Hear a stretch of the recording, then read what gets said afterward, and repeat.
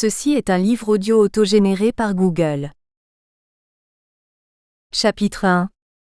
Le processus de Barcelone 1995 à 2008. Le texte et le contexte.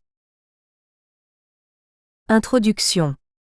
Après la politique globale méditerranéenne, 1972 à 1992, et la politique méditerranéenne rénovée, 1992 à 1995, les relations Europe-Méditerranée sont encadrées depuis 1995 par le processus de Barcelone.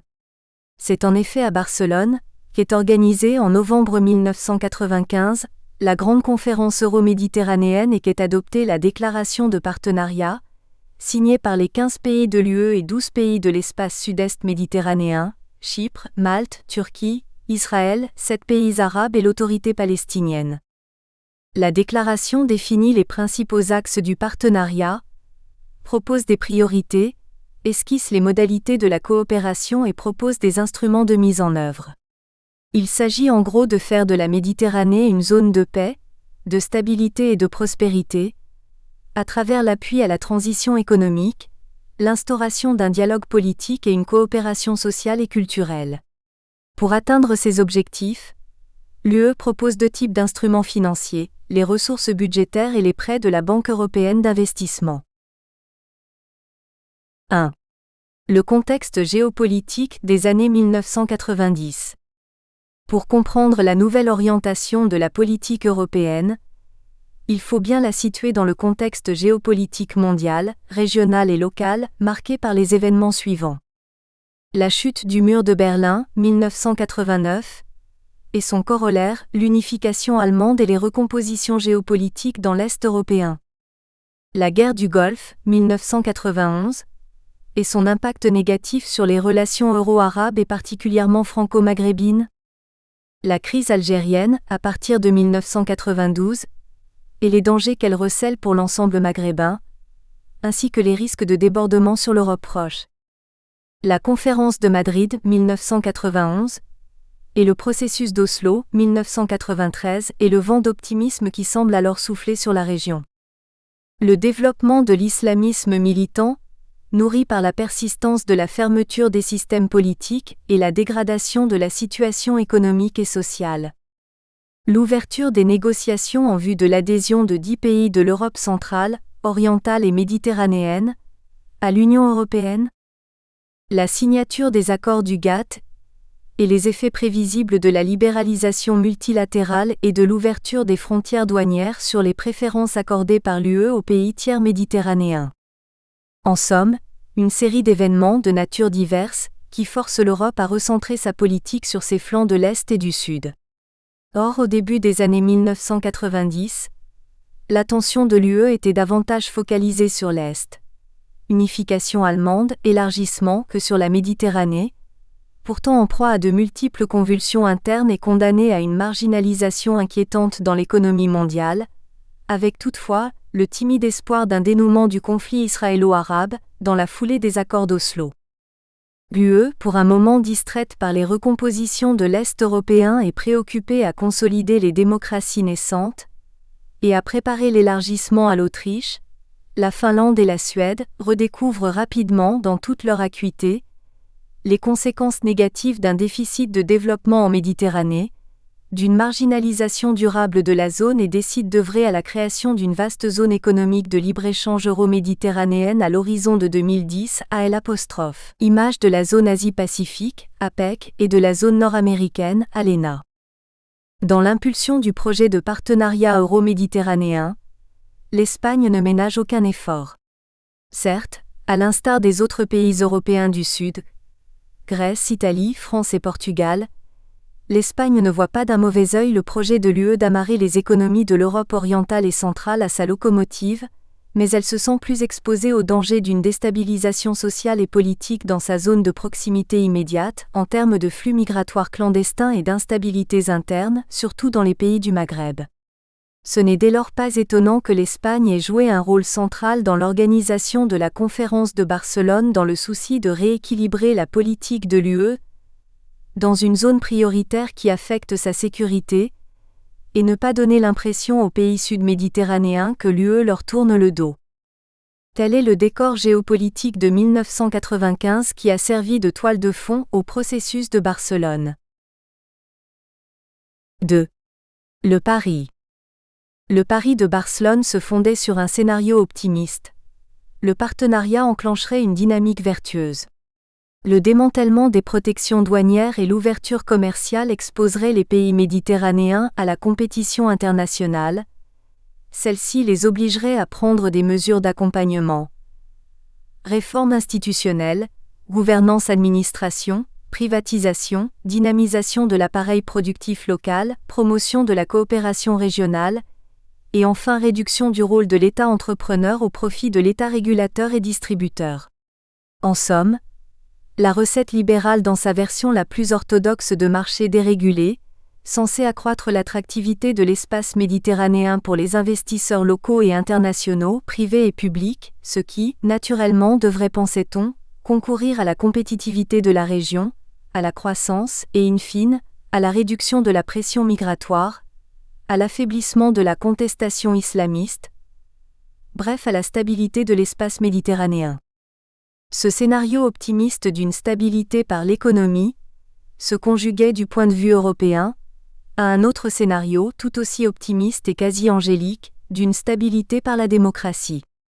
Ici l'hypothèse postulait que le développement économique, induit par l'ouverture des marchés et leur exposition à la concurrence internationale, la captation d'investissements étrangers, la privatisation et donc la création d'emplois salariés, finirait par élargir les classes moyennes, vecteur des transformations démocratiques, c'est-à-dire la fin de mort naturelle des régimes politiques clos, l'acceptation de l'alternance politique et de la rotation des équipes dirigeantes.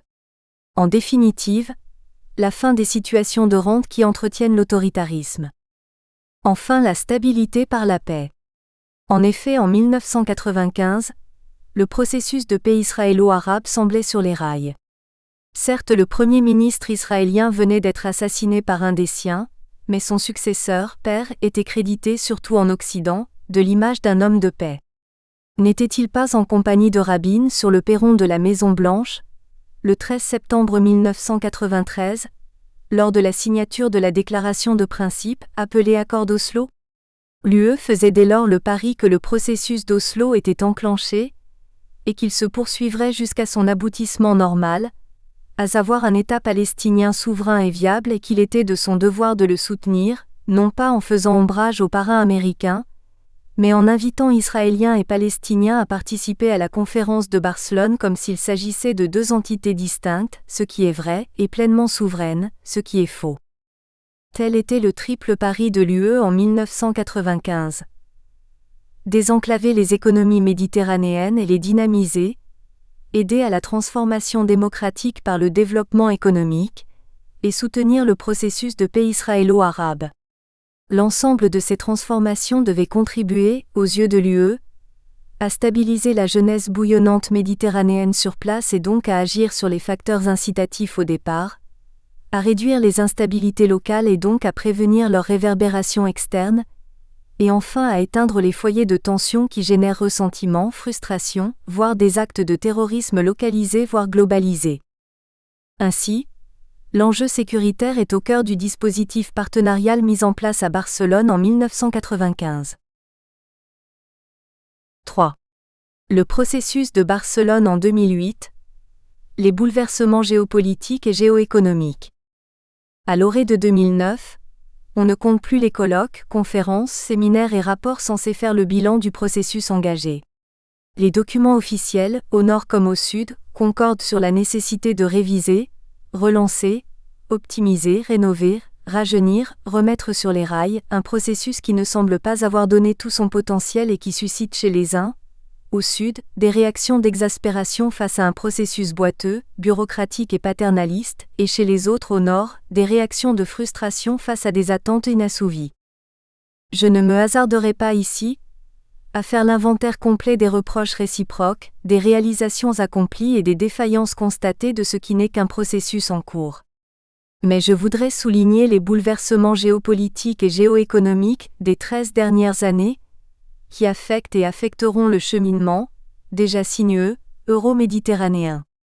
En effet, La donne géopolitique de l'espace méditerranéen a changé, se caractérisant par des recompositions importantes, des fractures inquiétantes, des retournements de situation surprenants et surtout une guerre destructrice toujours en cours en Irak, mais dont les retombées n'épargnent ni l'UE ni a fortiori les pays partenaires méditerranéens.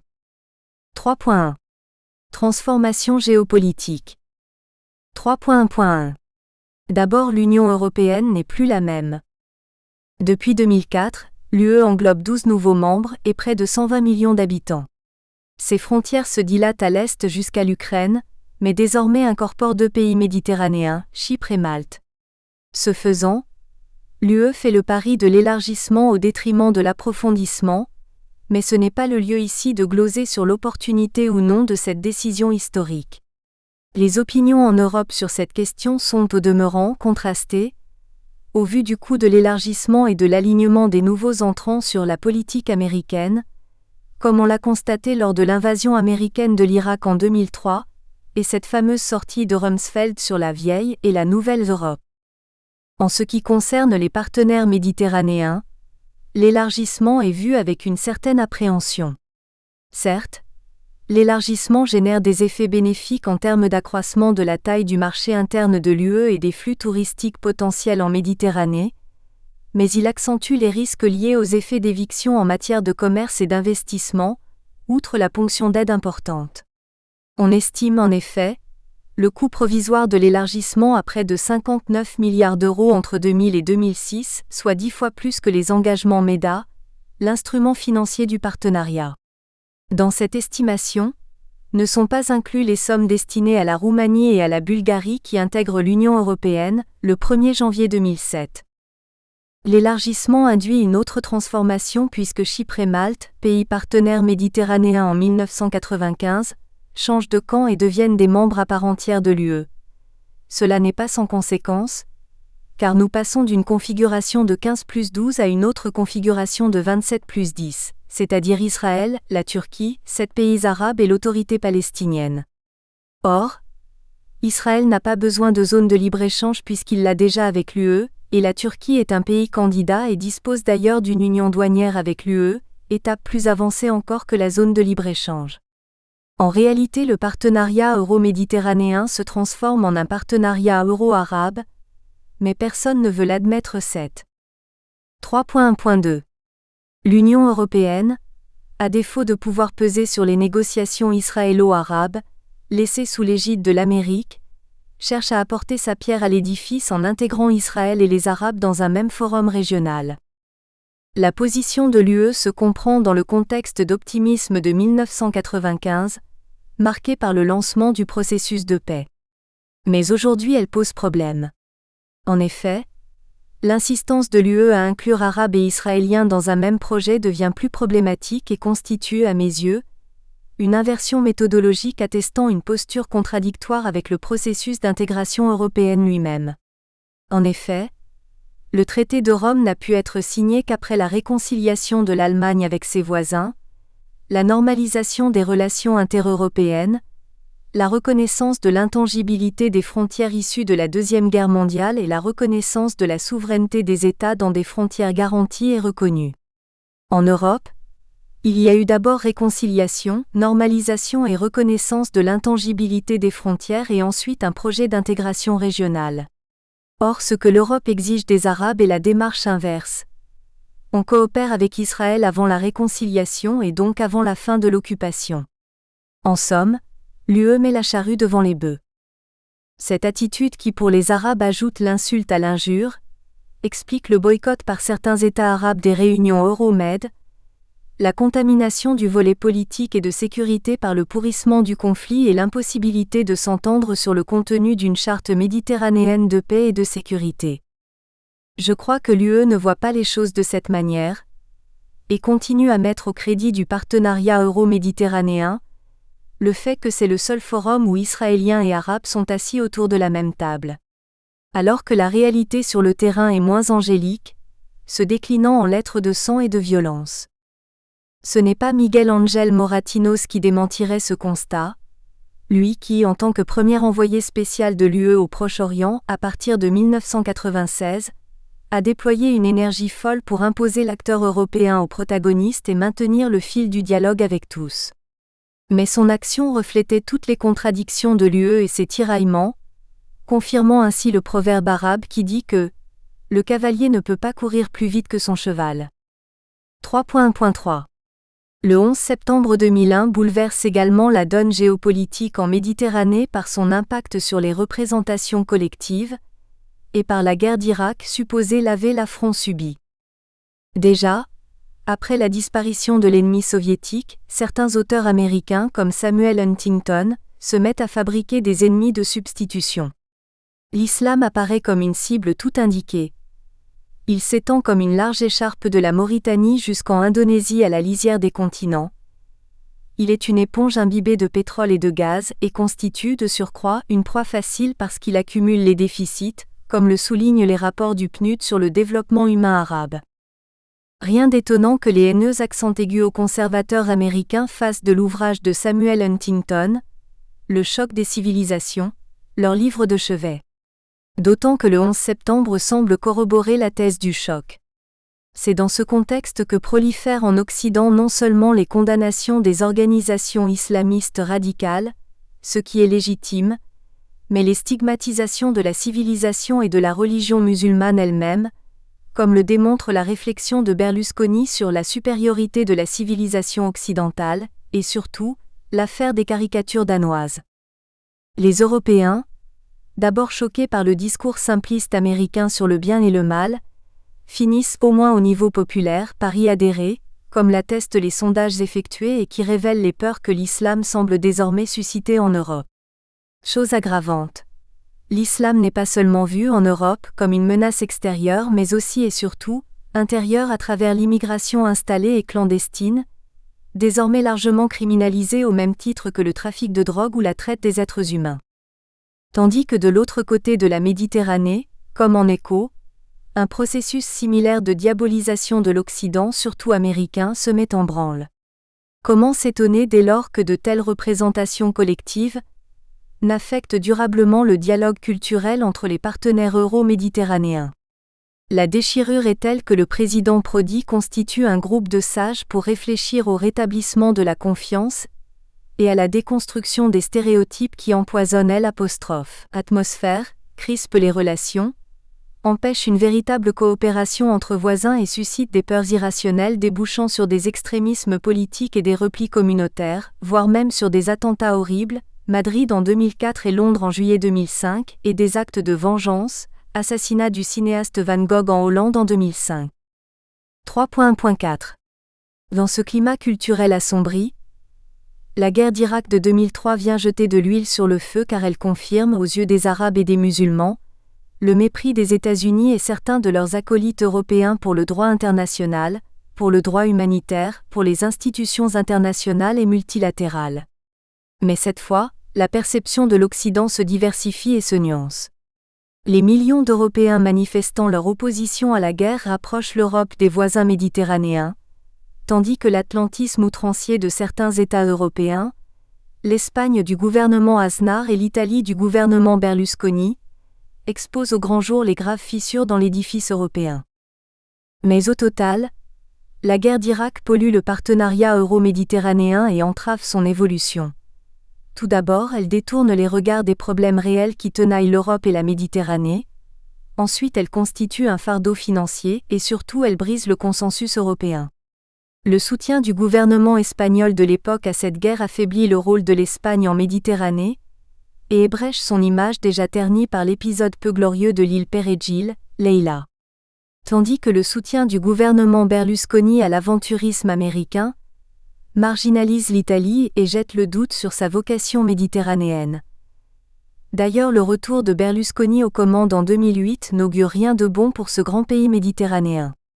Par ricochet, la guerre d'Irak renforce la position du gouvernement de Sharon qui impose une réclusion forcée au feu président Arafat, qualifié désormais de chef de bande terroriste par l'administration Bush, après avoir été reçu 22 fois à la Maison-Blanche sous la présidence Clinton. En définitive, la guerre d'Irak éclipse l'acteur européen en tant qu'acteur international, y compris en Méditerranée qui est sa zone de proximité. 3.1.5 Guerre préventive et divergence euro-atlantique.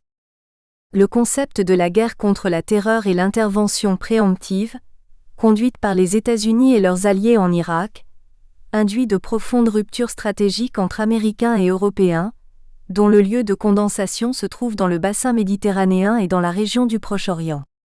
Les méthodes de lutte contre le terrorisme globalisé, les approches contrastées concernant la solution du conflit du Proche-Orient, la guerre en Irak mettent en évidence le décalage de la réflexion stratégique entre les alliés. Certes, la situation préoccupante de la Méditerranée et du monde arabe, sur tous les plans, force les Américains et les Européens opposés à la guerre à revoir leur concept de sécurité et de défense, mais les postulats des uns et des autres les mettent en opposition. Pour l'Amérique, l'espace arabo-méditerranéen est un environnement dangereux. Pour beaucoup d'Européens, c'est un espace en danger qu'il faut aider pour le sortir de ses impasses et créer un voisinage apaisé et stable. Ces postulats produisent deux concepts stratégiques qui s'entrechoquent. Pour les États-Unis, il s'agit de refonder l'OTAN, élargir sa couverture géographique et ses missions, d'où l'intégration des pays de l'Est européen et le lancement du dialogue OTAN-Méditerranée à partir de 1994, et il s'agit également de développer une force de projection pour défendre les intérêts américains partout dans le monde, quitte à demander à l'Europe de participer au burden sharing, le partage du fardeau financier. Sur le plan économique, il s'agit pour les États-Unis de faire bouger les lignes et de défendre leurs intérêts, comme le prouve le lancement de l'initiative Eisenstadt pour le Maghreb et la négociation, puis la signature d'accords de libre-échange avec la Jordanie, le Maroc, Bahreïn et Oman. Et enfin sur le plan politique et stratégique, il s'agit de défendre le projet du Grand Moyen-Orient pour exporter la démocratie aux pays arabes. Pour les Européens, il s'agit surtout du refus du primat militaire et de l'autonomisation graduelle de la politique de défense et de sécurité, mais sans stratégie de rupture avec les États-Unis. Mais alors que les États-Unis privilégient la diplomatie musculaire, muscular diplomacy, les Européens optent pour une relation avec la Méditerranée fondée sur le partenariat et le dialogue politique. Le partenariat euro-méditerranéen pâtit des divergences euro-atlantiques et des dissensions internes à l'UE, comme le démontre le cas irakien. L'Espagne dirigée par le gouvernement Aznar du Parti populaire s'en désintéresse, elle qui, sous le gouvernement socialiste, a été la cheville ouvrière du processus de Barcelone. L'Italie de Berlusconi lui tourne le dos, l'Allemagne de Schröder est davantage préoccupée par sa politique à l'Est européen. Quant à la France de Chirac, elle ne parvient pas à capitaliser sur son image restaurée dans les pays arabes et méditerranéens. Ainsi, le partenariat euro-méditerranéen ne sort pas indemne de la guerre d'Irak. Les pays de l'Union européenne, non plus. Mais, fait paradoxal, si les gouvernements européens qui ont soutenu la guerre perdent les élections, les gouvernements qui s'y sont opposés ne sont pas pour autant épargnés. Ainsi, en mars 2004, le Parti populaire espagnol est battu aux élections et le nouveau gouvernement, dirigé par Zapatero, retire les troupes espagnoles d'Irak et se remet à la tâche de retisser les relations avec ses partenaires méditerranéens, notamment le Maroc. En Italie, la coalition dirigée par Berlusconi est également battue dans les élections et le nouveau gouvernement italien, mené par Romano Prodi, emboîte le pas aux Espagnols et retire les troupes italiennes d'Irak. Mais paradoxalement, le gouvernement Schröder, pourtant opposé à la guerre, doit céder la place à son tour à une coalition menée par la chancelière Angela Merkel, qui fait de la réconciliation euro-atlantique son cheval de bataille. Chirac, lui-même, fait volte-face et se rapproche des États-Unis, diplomatiquement en soutenant une résolution franco-américaine au Conseil de sécurité condamnant la Syrie, et économiquement en consentant à l'effacement de la dette irakienne. Tandis que Tony Blair, pourtant un allié inconditionnel de George Bush, réussit la gageure de se maintenir au pouvoir en tablant sur les performances économiques de son équipe, mais doit passer la main à son successeur, Gordon Brown, désigné par le Parti travailliste. En guise de remerciement pour sa loyauté au président américain, Blair est nommé envoyé spécial du Quartet au Proche-Orient. 3.1.6 Éclaircie libyenne, tensions intra-maghrébines, démocratisation à l'égyptienne. Lors de la conférence de Barcelone de 1995, la Libye, pourtant plus méditerranéenne que la Jordanie, n'avait pas été conviée au festin pour cause d'embargo, à l'exclusion du pétrole, imposé à ce pays après l'affaire Lockerbie. Le différend qui l'oppose à l'Occident, comme on le sait, est réglé à coups de milliards de dollars. Depuis lors, les entreprises américaines et européennes se bousculent sur le marché libyen.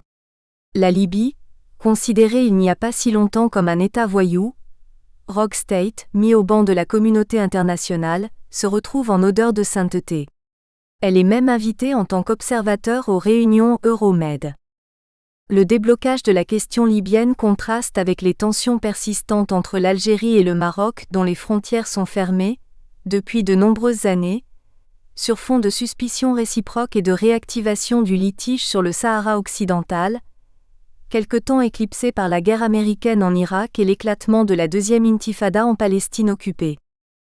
Mais si le président libyen n'a guère besoin d'élections pour rester aux commandes de son pays qu'il contrôle avec poigne, depuis le 1er septembre 1969, ses voisins, notamment tunisiens et égyptiens, sont plus pointilleux sur la forme.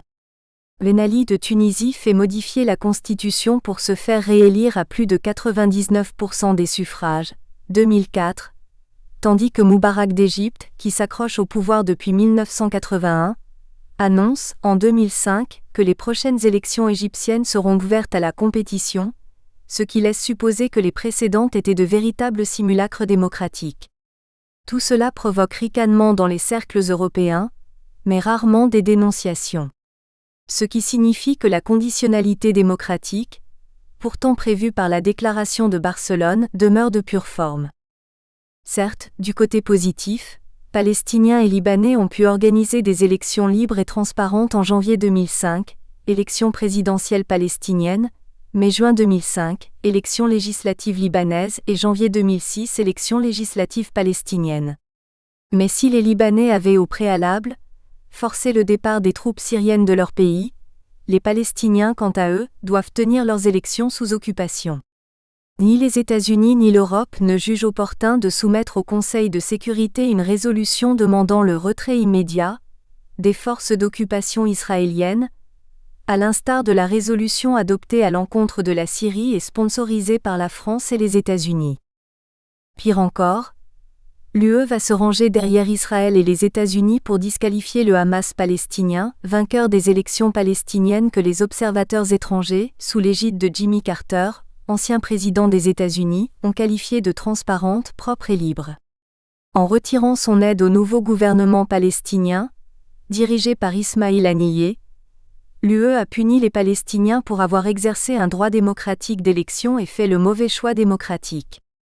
Naturellement, l'UE se défend de pratiquer un châtiment collectif du peuple palestinien qu'elle continue à aider grâce à l'instrument de financement temporaire, et affirme qu'elle reprendrait langue avec le gouvernement Haniyeh si celui-ci accepte les conditions de la communauté internationale, c'est-à-dire les États-Unis, l'Europe et Israël, à savoir, reconnaître Israël, reconnaître les accords conclus et renoncer à la violence.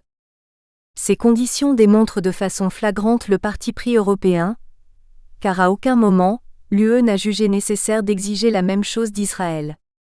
Or celui-ci s'est toujours opposé aux résolutions des Nations Unies, n'a jamais renoncé à la violence de l'occupation, à la colonisation rampante, aux assassinats extrajudiciaires, à l'emprisonnement sans jugement, à la construction du mur de la honte, appelé barrière de sécurité, pourtant condamné par la Cour internationale de la justice. En outre, plusieurs premiers ministres israéliens, dont Netanyahou et Sharon, s'étaient opposés aux accords d'Oslo.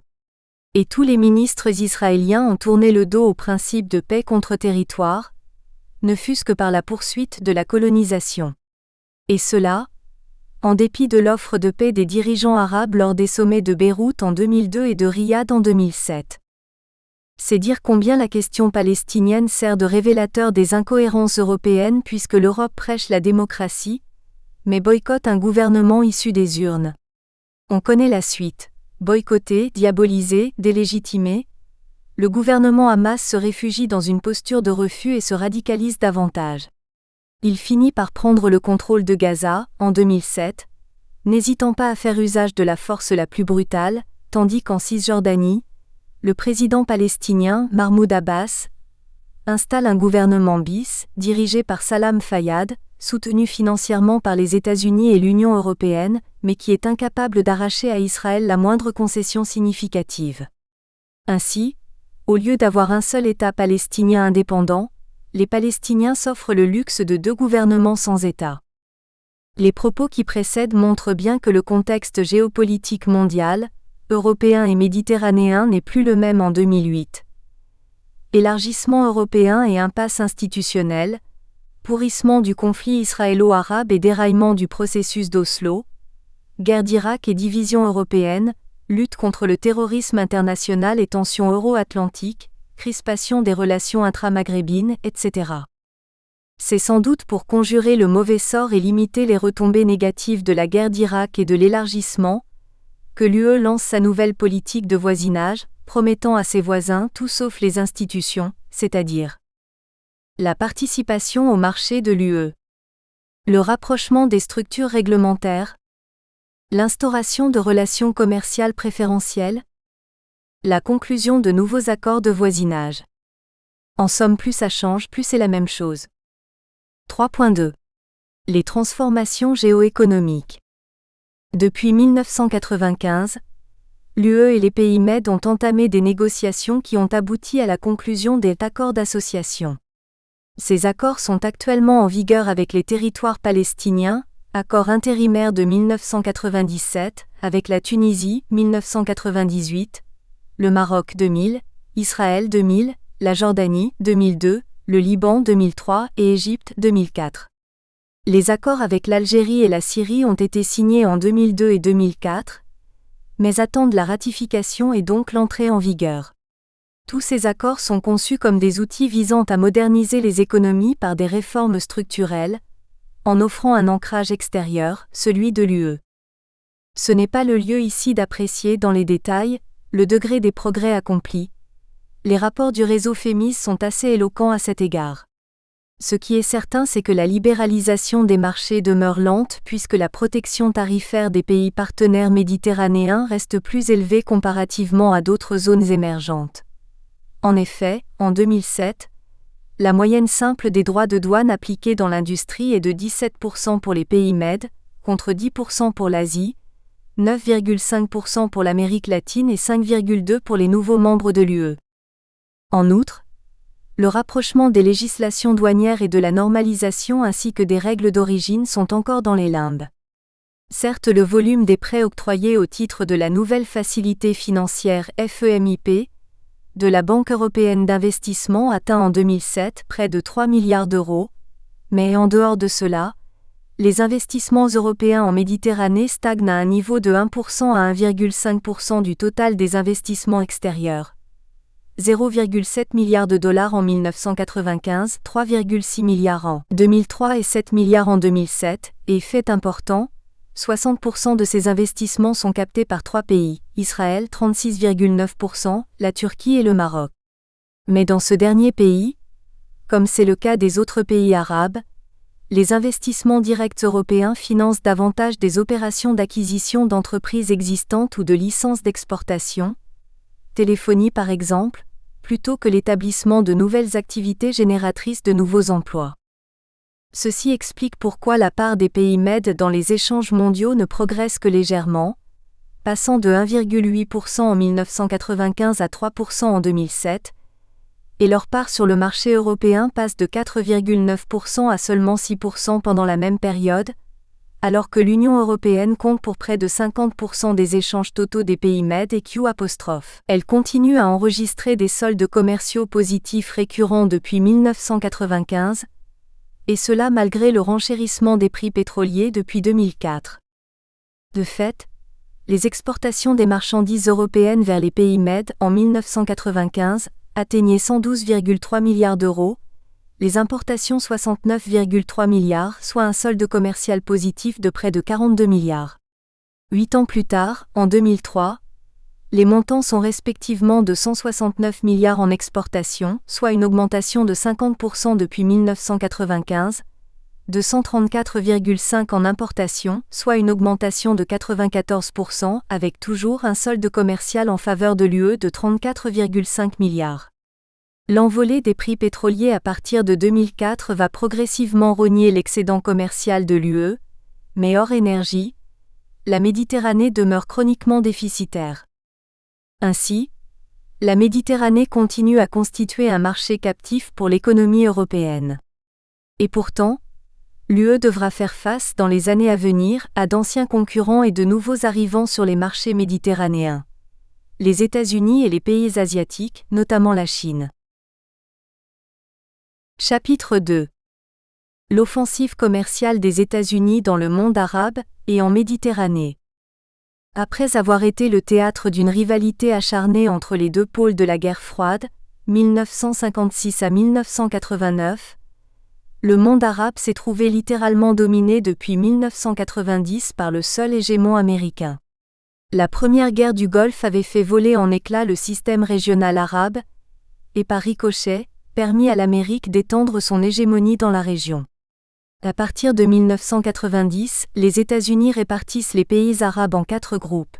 Les États amis, dits modérés moderate state, le Maroc, la Tunisie, l'Algérie, la Mauritanie, la Jordanie, le Yémen, les Émirats du Golfe, les États pivots, pivotal state, l'Arabie saoudite et l'Égypte, les États voyous, rock state, l'Irak de Saddam Hussein, la Syrie, la Libye, le Soudan, et les États faillis ou défaillants, failed state, la Somalie et Djibouti. L'OLP est mise sur le banc des accusés pour une supposée collusion avec Saddam Hussein, entre 1991 et 1993, avant d'être réhabilité sous la présidence Clinton. Quant au Liban, il est perçu comme une annexe syrienne. Selon cette répartition, les amis pouvaient espérer des récompenses sous forme d'aides diverses. Quant aux pays hostiles, ils devaient se remettre dans le rang s'ils veulent éviter les foudres de l'Amérique. Aujourd'hui, le tableau s'est quelque peu transformé. L'Irak a été envahi, dévasté, fragmenté et son président Saddam Hussein, jugé et pendu. L'Arabie saoudite, quelque peu malmenée par les médias américains après le 11 septembre, retrouve sa place de pilier de la stratégie pétrolière américaine, tandis que le Yémen, aux portes de la mer Rouge, se range parmi les pays alliés dans la lutte contre le terrorisme international. Mahmoud Abbas, qui succède à Yasser Arafat en 2005, retrouve les faveurs de la Maison-Blanche pendant que le Soudan et la Syrie continuent à se voir affublés du titre peu glorieux des États voyous. La Syrie se trouve d'ailleurs contrainte, sous la pression américaine, de quitter le Liban, après ce qu'on a précipitamment appelé le printemps libanais ou la révolution des cèdres. Plus à l'ouest, au Maghreb, la Tunisie de Ben Ali continue à jouer le bon élève dans la lutte antiterroriste, tandis que le Maroc, allié indéfectible, signe un accord de libre-échange avec les États-Unis en 2004. L'Algérie, de son côté, confrontée aux menaces islamistes, mais engrangeant des revenus pétroliers importants, se voit décerner le qualificatif de pays pivot. Mais l'évolution la plus notoire concerne la Libye, jadis qualifiée par les États-Unis de pays voyou, et qui, désormais, se trouve catalogué comme pays utile, voire ami. Mais autant les Américains semblaient renforcer leur emprise sur la région, sur le plan politique, autant ils avaient l'amer sentiment qu'elle leur échappait sur le plan économique. Les analyses américaines mettent en exergue plusieurs facteurs négatifs. 1. La nouvelle politique de partenariat euro-méditerranéenne, depuis 1995. 2. La concurrence asiatique. 3. Le boycott arabe. 4. L'érosion de l'image des États-Unis dans le monde arabe, surtout après le 11 septembre 2001 et la Deuxième Guerre d'Irak, 2003. 5. Les conditions restrictives d'obtention de visas. 6. La diminution du nombre d'étudiants arabes dans les universités américaines. 1. Les dividendes de la peur, Dividends of Fear. C'est le titre significatif d'une étude réalisée en 2003 par le Institute of Research Middle East Policy, IRMEP. Cette étude révèle que la part des États-Unis dans les exportations mondiales vers les pays arabes a chuté de 18% en 1997 à 13% en 2001. Les secteurs américains les plus affectés par cette chute ont été l'aviation civile, l'agriculture, les télécommunications et les équipements industriels. L'érosion de la position commerciale serait due, du côté demande, à la croissante méfiance des Arabes par rapport à l'unilatéralisme américain, à leur politique régionale, à leur alliance indéfectible avec Israël, à leur manque d'empathie face aux souffrances du peuple palestinien. Tandis que du côté offre, les multiples restrictions imposées aux voyageurs arabes et l'émergence d'une xénophobie anti-musulmane auraient contraint les hommes d'affaires et les entreprises arabes à se tourner vers d'autres fournisseurs plus accueillants. L'IRMEP estime dès lors que le manque à gagner américain en exportation totaliserait 31 milliards de dollars entre 1998 et 2002. Si cette tendance baissière n'est pas inversée, l'étude citée chiffre à 63 milliards de dollars les pertes prévisibles des États-Unis jusqu'à 2007, soit un total cumulé de 94 milliards entre 1998 et 2007. Cette évolution suscite d'autant plus d'inquiétude aux États-Unis que le marché arabe semble plutôt porteur avec des importations totales de 373 milliards de dollars en 2006 et des exportations de ordre de 660 milliards de dollars, et probablement davantage si les prix pétroliers se stabilisent autour de 100 dollars le baril. Le 7 juillet 2008, ils ont franchi la barre de 156 dollars le baril avant de refluer vers le seuil des 100 dollars vers le 15 septembre 2008. Un autre élément accroît l'inquiétude américaine, la place privilégiée de l'Europe sur le marché arabe et méditerranéen, et celui du Grand Moyen-Orient tant sur le plan des exportations que sur celui des importations, comme l'atteste le tableau suivant. Tableau 1. Échanges commerciaux de l'UE et des États-Unis, avec les principaux pays arabes, plus Turquie, Iran et Israël. Source, DRE, l'espace économique euro-méditerranéen, Paris, mai 2004, mais les chiffres ont été arrondis. Le tableau ci-dessus est assez éclairant puisqu'il démontre que les exportations américaines vers les pays arabes, plus la Turquie, Israël et l'Iran, représentent moins du quart des exportations européennes. Quant à leurs importations, elles sont 2 fois moins importantes. Si nous nous limitons à la zone euro-med, la part des États-Unis est relativement peu importante avec un total d'échanges de 37 milliards de dollars en 2002, ou 2% de leur commerce extérieur. En 10 ans, 1992 à 2002, les échanges n'ont même pas doublé comme le montre le tableau suivant. Tableau 2. Commerce américain avec les principaux pays de l'euro-méditerranéen, 1992 à 2002, en milliards de dollars, chiffre arrondi. Source, tableau construit à partir des données de DRE.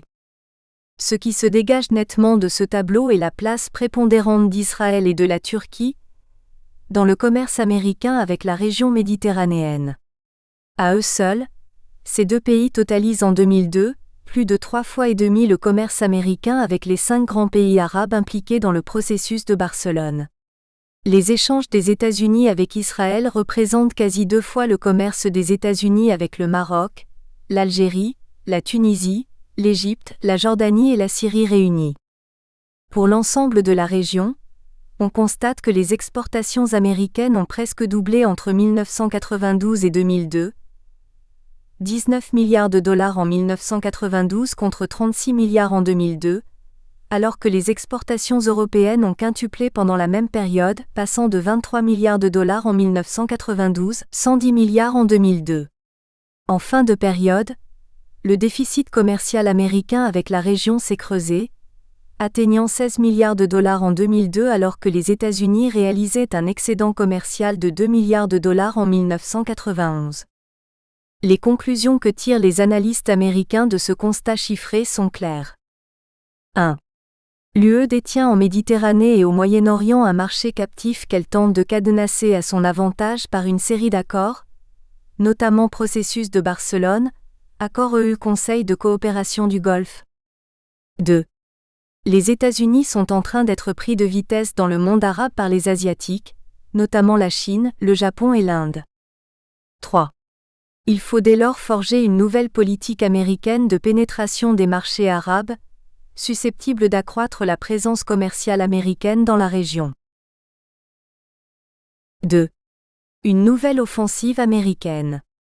Jusqu'au 11 septembre 2001, les relations des États-Unis avec le monde arabe et d'autres pays méditerranéens, Israël et Turquie, connaissent un fort degré de concentration géographique, Israël, Turquie et sectorielle, pétrole. Tandis que l'essentiel des investissements américains sont orientés vers les pays pétroliers. Si les relations européennes sont moins concentrées sur le plan géographique et sectoriel, les Européens n'investissent guère plus que les États-Unis dans la région, qui attire à peine 1% des investissements extérieurs européens. Plus surprenant, l'aide américaine annuelle à la région est plus importante que toutes les aides européennes, programmes MEDA et aides nationales. Elle totalise en moyenne 10 milliards de dollars par an. Mais une grande partie de cette aide s'oriente vers les programmes militaires, le tiers de l'aide, et est surtout concentrée sur 2 pays, Israël et l'Égypte qui en accaparent la moitié. Cette aide est fournie par l'USAID, mais d'autres organismes interviennent, notamment les organismes de soutien aux exportations, Overseas Private Investment, ainsi que des programmes particuliers comme l'Initiative Eisenstadt pour le Maghreb. Globalement, l'aide américaine est demeurée davantage motivée par des considérations géopolitiques, soutenir Israël, maintenir la stabilité de l'Égypte ou de la Jordanie, que par des visées commerciales. De fait, le dispositif commercial américain jusqu'à 2001 se limitait à des traités bilatéraux de protection des investissements, BIT, des accords cadres de commerce et d'investissement, TIFA, à un seul accord de libre-échange avec Israël et des sanctions commerciales, Irak, Libye, Soudan. Les limites d'un tel dispositif commercial sont apparues au grand jour surtout à partir du 11 septembre. Les attentats terroristes contre les États-Unis et surtout les échos suscités dans les pays arabes et musulmans, y compris dans les pays alliés des États-Unis comme la Jordanie et l'Égypte, ont révélé l'ampleur du sentiment populaire anti-américain dans la région. L'attitude hostile des populations arabes à l'égard des États-Unis, motivée en grande partie par le biais systématique pro-israélien des administrations américaines, et surtout les premières déclarations calamiteuses du président Bush après les attentats du 11 septembre, ont alerté les responsables américains quant à la dégradation de l'image des États-Unis dans une région regorgeant de ressources et convoitée par d'autres rivaux économiques. Et cela d'autant plus que sur le plan énergétique, la hausse spectaculaire du prix du baril, depuis 2004, a permis aux pays pétroliers d'engranger des revenus importants et donc d'accroître leur capacité importatrice. Les Américains ont été d'autant plus alarmés par la dégradation de leur image dans le monde arabe que l'UE et les pays asiatiques faisaient montre, au contraire, d'un activisme commercial plus agressif dans leur zone de proximité. Cela est manifeste depuis le succès des derniers élargissements de l'UE et le lancement du processus de Barcelone et de la nouvelle politique européenne de voisinage, ainsi que l'augmentation sensible des échanges asiatiques avec la région. Ces évolutions révèlent au grand jour le caractère désuet de la politique commerciale américaine dans la région. Aussi, dès 2002, une nouvelle réorientation de la politique commerciale est initiée. D'abord timidement grâce à l'initiative Eisenstadt vers le Maghreb, dotée de 5 millions de dollars. Et ensuite de manière plus structurée par le lancement d'une initiative multiforme, Middle East Partnership, Middle East Trade Initiative, Middle East Free Trade Area, visant l'instauration progressive d'une zone de libre-échange États-Unis-Moyen-Orient à l'horizon de 2013. C'est le président Bush qui fournit le justificatif de cette initiative. What happens in the Middle East greatly matters to America.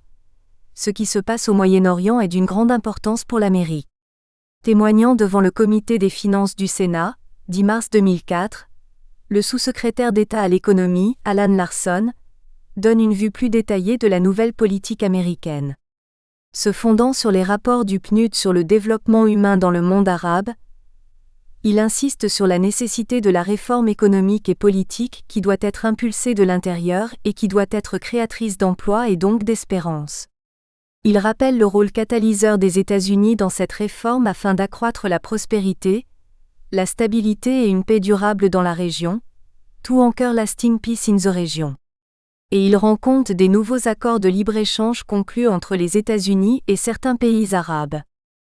Le JUSFTA, Jordan-US Free Trade Agreement, 2001, a permis d'accroître les échanges entre les deux pays de 205% entre 2001 et 2003 grâce notamment au QIZ, Qualifying Industrial Zone, où Jordaniens et Israéliens coopèrent et exportent librement aux États-Unis.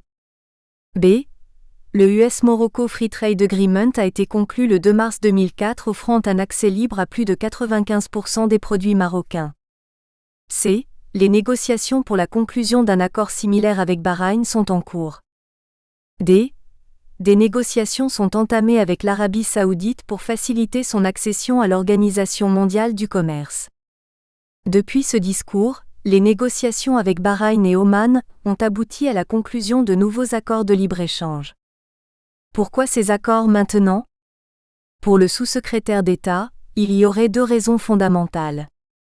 A. Sortir la région du marasme économique, générateur de malaise social, d'instabilité politique, de marginalisation dans le système mondial et incubateur d'actes désespérés de terrorisme. B. Ouvrir la région aux exportations, assurant un level playing field for export, de sorte que l'Amérique ne soit pas désavantagée par rapport à l'UE en termes d'accès au marché arabe et méditerranéen. Passons outre le premier argument invoqué. Il est au cœur du projet du Grand Moyen-Orient, que j'ai analysé ailleurs. Il comporte certaines vérités mais en occulte d'autres, notamment le fait que la région n'a pas connu 10 années consécutives de paix depuis la création de l'État d'Israël en 1948 et qu'elle a été, depuis le début de la guerre froide, le théâtre de rivalités tenaces entre les grandes puissances et surtout que la stabilité des régimes pro-américains, y compris les plus conservateurs et les plus autoritaires,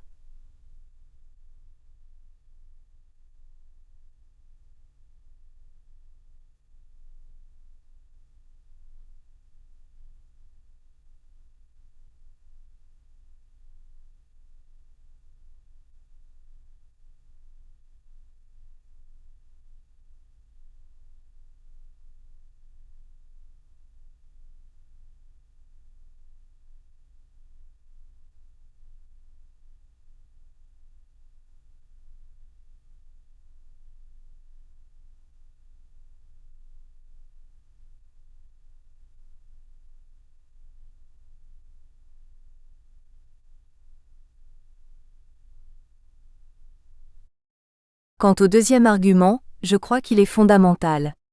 Par leur nouvelle offensive, les États-Unis cherchent à contrer la politique européenne et casser son emprise sur les marchés arabes et méditerranéens. Larson n'en fait pas mystère. Les produits et les services américains sont handicapés eu égard aux avantages dont jouissent les Européens. US goods and services have also been handicapped by the advantage European traders have enjoyed in the region. Et il poursuit qu'il est essentiel d'avoir un accès égal et bénéficier des mêmes règles du jeu. It is essential to gain equal market access and enjoy a level playing field. Car même si le marché arabe est aujourd'hui petit, son potentiel de croissance est énorme. Et l'Amérique tient à avoir sa part du gâteau, ne fût-ce que pour équilibrer sa balance commerciale, déficitaire de 17,9 milliards de dollars en 2003. Au cours de la même année, l'UE réalisait un excédent dans ses échanges à la fois avec les pays méditerranéens et de l'ensemble arabe, de l'ordre de 30 milliards de dollars. Tout naturellement hors pétrole, 55% des importations américaines, les États-Unis auraient réalisé un excédent commercial de 3 milliards, et l'UE aurait doublé son excédent jusqu'à atteindre 60 voire 70 milliards de dollars.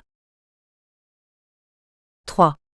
L'Europe doit-elle craindre l'offensive commerciale américaine en Méditerranée et dans le Moyen-Orient ? Les premières évaluations de l'application des accords conclus entre les États-Unis et certains pays arabes font apparaître un bond significatif des échanges économiques. Ainsi, depuis la signature de l'accord de libre-échange avec les États-Unis, les exportations jordaniennes ont été multipliées par 20, grimpant de 30,7 millions en 1999 à 673 millions de dollars en 2003, tandis que les exportations américaines à la Jordanie ont presque doublé, passant de 275,7 millions en 1999 à 491,9 millions en 2003. Mais le point de départ était dérisoire. L'accord signé entre l'Égypte, Israël et les États-Unis, 14 décembre 2004, pour la création de zones industrielles qualifiées, ZIC, est encore très récent pour autoriser une évaluation chiffrée. L'accord avec le Maroc, 13 juin 2004, n'a pas encore produit tous ses effets mais les Marocains, qui ont vu baisser leurs exportations textiles vers le marché européen depuis l'abolition du système des quotas le 1er janvier 2005, moins 15%, et la percée chinoise et indienne dans ce secteur, espèrent compenser ce manque à gagner sur le marché américain. Toutefois, au vu du manque de diversification des exportations arabes et méditerranéennes, et de la part prépondérante du pétrole dans ces exportations, il n'y a pas de risque que le marché américain puisse devenir un marché compétitif voire alternatif au marché européen. L'Europe continuera à bénéficier d'atouts importants: proximité géographique, liens historiques, politique traditionnelle de coopération, et des relations commerciales encadrées par le processus de Barcelone et la politique de voisinage ou l'accord UE-Conseil de coopération du Golfe. En outre, les relations des pays arabes avec les États-Unis demeurent marquées par la méfiance et sont conditionnées soit par une participation israélienne comme dans les accords avec la Jordanie et l'Égypte, soit par l'exigence de renoncement à l'embargo contre Israël. Sans oublier que la logique libérale, en apparence symétrique, ne peut que desservir les plus faibles, notamment dans le secteur des services, de la propriété intellectuelle ou les créations culturelles, etc. C'est pour cela que tous les accords avec les États-Unis ont suscité de vives résistances dans les pays arabes concernés, voire au niveau régional. Ainsi, l'Arabie saoudite a dénoncé l'accord États-Unis-Bahreïn, sous prétexte qu'il viole l'accord de coopération des pays du Golfe, et qu'il met en péril le projet d'une monnaie commune entre les pays du Golfe. L'Arabie saoudite a en outre annoncé qu'elle imposerait un tarif de 5% sur tout produit américain qui entrerait dans le royaume à partir de Bahreïn. De son côté, la Chambre de commerce de Dubaï s'est également opposée à l'accord, estimant qu'il conduirait à des prises de contrôle des banques locales par les grandes banques américaines. Quant au Maroc, une farouche opposition s'y est fait jour, avec la formation d'une coalition de 22 associations de la société civile, appelée la Coalition nationale de lutte contre l'accord de libre-échange avec les États-Unis. Abdulralik Ibn Dikri, membre de la coalition, s'est dit convaincu que cet accord conduira entre autres à la faillite de toutes les industries pharmaceutiques. Les syndicats marocains se sont montrés également préoccupés des possibles retombées négatives de l'accord. Face à une telle levée de boucliers, le Parlement marocain a longtemps hésité à ratifier l'accord, avant d'y donner son aval permettant son entrée en vigueur en 2006. Outre l'opposition que provoquent les accords de libre-échange entre les États-Unis et les pays arabes, il y a aussi un autre handicap qui est loin d'être négligeable. Les États-Unis se trouvent à des milliers de kilomètres de la Méditerranée et du Moyen-Orient et les avantages tarifaires offerts aux exportateurs arabes sont souvent annulés par un coût de transport plus élevé. Au vu de ces éléments, l'UE n'a pas à s'alarmer outre mesure. Ces échanges avec les pays méditerranéens et arabes représentent 5 fois les échanges américains. Mais ce n'est pas une raison pour dormir sur ses lauriers. 3 évolutions sont possibles. 1. Un plus grand souci des pays arabes de chercher de nouveaux marchés d'exportation, pour éviter une trop grande concentration géographique et limiter leur dépendance d'un ou de 2 débouchés commerciaux. 2. Une offensive américaine sur le plan des investissements utilisant le Maghreb et le Moyen-Orient comme rampe de lancement, pour s'attaquer au marché européen élargi, en offrant une gamme de produits à plus haute valeur ajoutée. 3. Et surtout une concurrence asiatique plus aiguë sur le marché arabe du Moyen-Orient et du Maghreb. Déjà, dès 2004, les échanges Chine-pays arabes totalisaient 36,7 milliards de dollars et le ministère chinois du commerce voudrait porter ce chiffre à 100 milliards en l'espace de 5 ans. Le stock des investissements chinois représentait, au cours de la même année, 5 milliards. En nous limitant à l'Afrique du Nord, Maroc, Algérie, Tunisie, Libye plus Égypte, les échanges de la Chine avec ces pays ne cessent de croître année après année. En 2007, ils se sont établis à 13,9 milliards de dollars contre 10,1 milliards un an auparavant. La Chine est désormais le premier fournisseur de l'Égypte, le 3e de l'Algérie, du Maroc et de la Libye et le 7e de la Tunisie. Certes, ces pays ne représentent que 3,4% des échanges chinois en 2007, mais la Chine y manifeste un intérêt croissant comme l'attestent les visites du président chinois, Hu Jintao, en Algérie et en Égypte, 2004, puis au Maroc en 2006. En revanche, c'est le président taïwanais Chen Shui-bian qui est reçu en Libye en mai 2006. On ne compte plus les projets où les Chinois sont impliqués en Afrique du Nord: construction, autoroutes, exploration pétrolière et gazière, fourniture de technologies pour les opérateurs téléphoniques.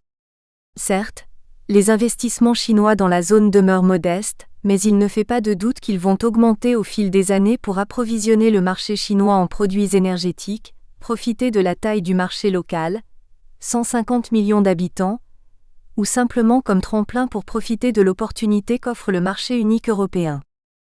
Ainsi, il paraît que, plus que les États-Unis, ce sont surtout la Chine et l'Asie tout entière qui constituent les vrais concurrents de demain dans ce que l'Europe avait toujours considéré comme son arrière-cour. Certes, du point de vue arabe. Nous espérons que vous avez apprécié cet aperçu. Pour continuer à écouter ce livre audio sur Google Play Livres, utilisez le lien dans la description de la vidéo.